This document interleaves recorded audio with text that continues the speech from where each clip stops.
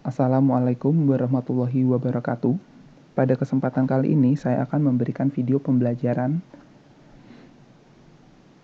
tentang hereditas pada manusia. Nah, pada pemaparan kali ini saya akan memberikan mind mapping tentang hereditas pada manusia supaya teman-teman lebih mudah dalam belajar tentang materi ini. Sebelum kita masuk lebih dalam mengenai hereditas pada manusia, kita flashback sedikit. Definisi hereditas itu apa sih? Hereditas adalah pewarisan ataupun pemindahan sifat dari induk ke anak ataupun keturunannya. Sifat ini berupa pewarisan ciri fenotip dan genotip. Lalu, tadi ada istilah fenotip dan genotip. Fenotip itu apa dan genotip itu apa sih? Fenotip adalah ciri yang tampak akibat ekspresi genotip, sedangkan genotip adalah keadaan genetik itu sendiri, baik berupa susunan maupun komposisinya. Baik, kembali kepada materi hereditas pada manusia. Pada materi hereditas pada manusia kali ini, saya membagi menjadi 3 submateri berdasarkan sifat yang diturunkan. Materinya apa saja? Yang pertama ada materi tentang penentuan jenis kelamin, yang kedua materi tentang penyakit menurun, yang ketiga materi tentang golongan darah. Baik, kita bahas materi yang pertama. Jenis kelamin pada manusia didasarkan oleh kromosom seks atau gonosom. Nah, kromosom seks ataupun gonosom inilah yang menentukan jenis kelamin pada manusia. Jenis kelamin pada manusia dibagi menjadi 2, yaitu laki-laki dan perempuan. Kromosom seks ataupun gonosom yang dimiliki laki-laki adalah X dan Y, sedangkan kromosom seks ataupun gonosom pada perempuan adalah X dan X.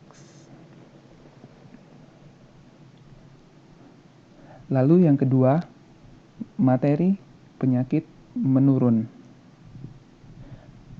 Penyakit menurun didasarkan pada yang terpaut pada kromosom tubuh atau disebut autosom, dan yang kedua kromosom seks atau yang terpaut pada gonosom. Penyakit genetik yang terpaut pada autosom biasanya bersifat resesif. Dalam keadaan homozigot resesif baru menampakkan penyakit.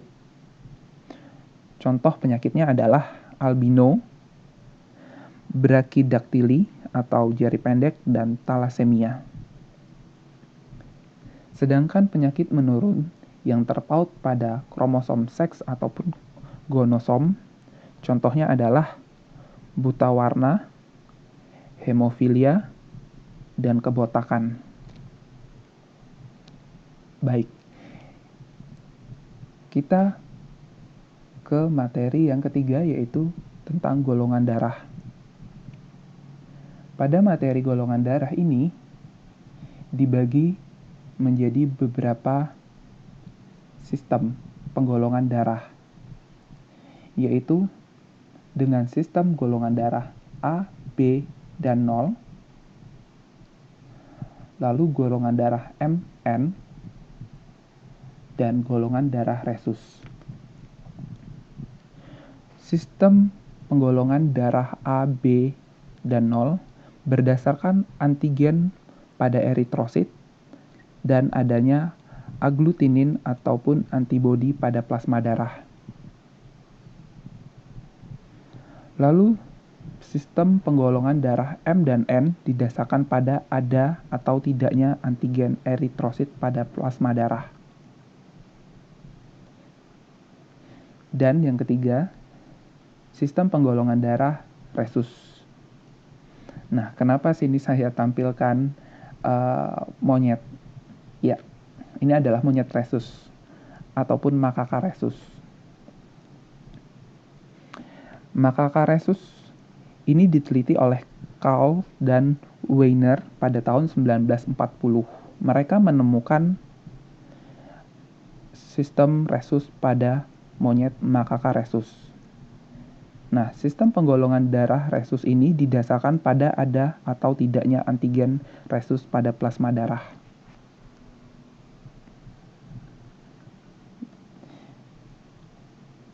Sekian mind mapping pada video pembelajaran mengenai hereditas pada manusia. Semoga mind mapping ini dapat membantu teman-teman dalam memahami tentang materi hereditas pada manusia. Terima kasih. Wabillahi taufiq wal hidayah. Wassalamualaikum warahmatullahi wabarakatuh.